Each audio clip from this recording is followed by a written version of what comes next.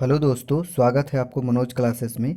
आज की इस वीडियो में हम बात करने वाले हैं कि इंडियन एयरफोर्स एक्स वाई की सिलेक्शन प्रोसेस क्या है। अगर आप इंडियन एयरफोर्स ज्वाइन करना चाह रहे हैं एक्स वाई के माध्यम से, तो इसकी जो सिलेक्शन प्रोसेस है वो क्या है। देखिए, मैं इस वीडियो में पूरी बात करूंगा। जैसे आप फॉर्म अप्लाई करते हैं, यानी एडमिट कार्ड से लेकर के फाइनल इनरोलमेंट तक, यानी ज्वाइनिंग लेटर तक मैं बात करूँगा और बिल्कुल आसान तरीके से मैं बताऊँगा। बिल्कुल उम्मीद रहेगी कि आपको इस वीडियो में पूरी डिटेल समझ में आ जाए। और बहुत सारे कैंडिडेट्स को ये कन्फ्यूजन रहती है कि ये पीएफटी क्या होता है, एसआरटी और डीएफटी क्या होता है। देखिए, एयरफोर्स एक्स और वाई का जो जॉब है, ये 12 के बाद सबसे अच्छी जॉब मानी जाती है और काफ़ी अच्छी जॉब है, ये वैल्यूएबल जॉब है। इसके अलावा ये एक्स ग्रुप और वाई ग्रुप की जो सिलेक्शन प्रोसेस है बिल्कुल सेम है। बिल्कुल सेम प्रोसेस द्वारा एयरफोर्स एक्स और वाई में सिलेक्शन की जाती है कैंडिडेट्स की। सबसे पहले मैं बात करूँगा, आपको सबसे पहले ऑनलाइन अप्लाई करना होगा। ऑनलाइन अप्लाई करने के लिए अगर आपने 12 पास किया है किसी भी स्ट्रीम लेकर के, वाई ग्रुप के लिए 50% मार्क्स होना चाहिए और इंग्लिश सब्जेक्ट में 50% मार्क्स होना चाहिए। तो आप बिल्कुल ग्रुप वाई के लिए अप्लाई कर सकते हैं। और एक्स के लिए अगर आप अप्लाई करना चाह रहे हैं तो साइंस स्ट्रीम होना चाहिए और इंग्लिश में 50% मार्क्स होना चाहिए और ओवरऑल 50% होना चाहिए, ठीक ना। इसके अलावा दोस्तों मैं बात करना चाहूँगा एज लिमिट की। एज लिमिट रहती है इसकी 17 साल से लेकर के 20 साल और 6 महीने तक आप बिल्कुल अप्लाई कर सकते हैं अगर ये है तो। बाकी जैसे ही आप फॉर्म अप्लाई कर देते हैं, अप्लाई करने के बाद आपको एडमिट कार्ड आएगी। एडमिट कार्ड के बाद आपका फेज़ 1 होगा, जिससे हम लोग रिटर्न एग्जामिनेशन बोलते हैं। रिटर्न एग्जामिनेशन में अगर आप एक्स ग्रुप के लिए अप्लाई किया है आपने, तो आपको 70 नंबर का पूछा जाएगा। अगर आपने वाई ग्रुप के लिए अप्लाई किया है तो 50 नंबर का पूछा जाएगा। वाई ग्रुप के लिए अप्लाई किया है तो 50 नंबर की रहेगी और एक्स ग्रुप में 70 नंबर की। इसके अलावा मैं बताऊँ, एग्ज़ाम देने के बाद, एग्ज़ाम आपका सीबीटी होगा, कंप्यूटर बेस्ड टेस्ट होगा। इसके बाद जैसे आप एग्ज़ाम दे देते हैं, उसके बाद आपका रिजल्ट मिलेगा। रिजल्ट में अगर आपने कट ऑफ क्लियर किया तो कट ऑफ रिजल्ट के बगल में आपको फेज़ 2 की एडमिट कार्ड मिल जाएगी। अगर आपने क्लियर नहीं किया तो वहाँ पर आपको एडमिट कार्ड शो नहीं करेगा। You are not short listed for phase 2। अगर आप शॉर्ट लिस्टेड रहते हैं तो वहाँ पर मिल जाएगा you are short listed for phase 2 and download your phase 2 admit card. तो वहीं से आप फेज़ 2 की एडमिट कार्ड डाउनलोड कर सकते हैं। फेज़ 2 होता है ना, फेज़ 2 में होती है आपका ये पीएफटी होती है, एसआरटी और डीएफटी। इसके अलावा होती है जीडी, इसको बोलते हैं ग्रुप डिस्कशन। ये होता है physical fitness test, situation reaction test. तो सबसे पहले ना आपको रनिंग करना होगा, जिसमें कि आपको 1600 मीटर रनिंग है।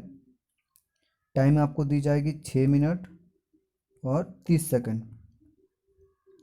6 मिनट 30 सेकंड में आपको 1600 मीटर रनिंग है, जो कि काफ़ी अच्छा है, आप बिल्कुल कर सकते हैं अगर आपके सामने प्रैक्टिस है तो। इसके अलावा 10 पुशअप्स करना होगा, सीटअप्स करना होता है और इसके अलावा आपको स्क्वाट्स करना होता है। ये हो गया।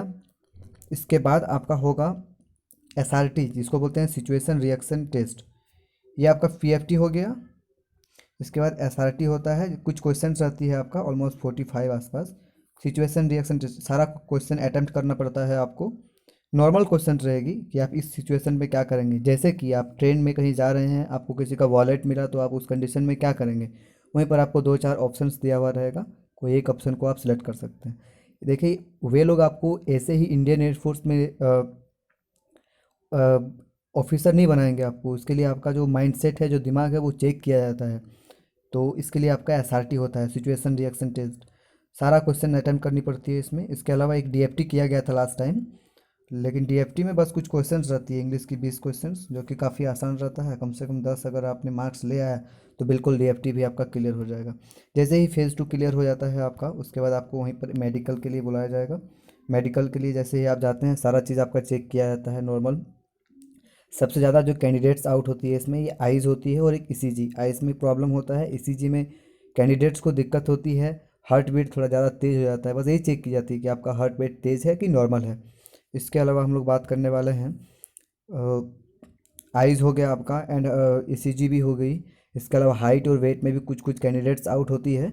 बाकी बॉडी में कोई प्रॉब्लम नहीं होना चाहिए, फ्लैट फुट नहीं होना चाहिए, नॉक इशू नहीं होना चाहिए, हियरिंग बिल्कुल नॉर्मल होना चाहिए। बस यही सब है। मेडिकल में भी ब्लड चेक किया जाता है एंड यूरिन भी चेक की जाती है। बाकी इसके बाद जैसे ही आपका मेडिकल क्लियर हो जाता है, मेडिकल क्लियर हो जाने के बाद आपका एक पीएसएल आएगा, कौन कौन कैंडिडेट्स फिट है और कौन अनफिट है, इसका एक पीएसएल आता है। ऑलमोस्ट सारे कैंडिडेट्स आती है इसमें। उसके बाद आपका कुछ टाइम बाद आपका ये इनरोलमेंट आती है, जिसमें जो कि फाइनल मेरिट होता है आपका। उसके बाद आपको जॉइनिंग लेटर मिलना चालू हो जाती है। तो ये सेम है, सिंपल प्रोसेस है एक्स वाई की। मैं बताऊंगा 12th के बाद one of the best job है, आप एक्स वाई एयरफोर्स में जॉब कर सकते हैं। इसी कंडीशन में बहुत सारे कैंडिडेट्स को डाउट हो रहा था कि सर किस प्रकार से इंडियन एयरफोर्स ज्वाइन किया जाता है। तो बिल्कुल ये वीडियो उन्हीं के लिए थी, बिल्कुल शॉर्ट वीडियो है, जिससे कि आप इंडियन एयरफोर्स की सिलेक्शन प्रोसेस को जान सकते हैं। इसके अलावा कोई डाउट है तो बेशक आप नीचे कमेंट करके बताइए, आपको रिप्लाई कर दी जाएगी। आशा करता हूँ कि आपको वीडियो पसंद आई होगी। अगर पसंद आई तो प्लीज़ आप वीडियो को लाइक करके शेयर कर दीजिए और चैनल को सब्सक्राइब करके हमारे चैनल से जुड़ जाएं। And thank you for watching and जय हिंद।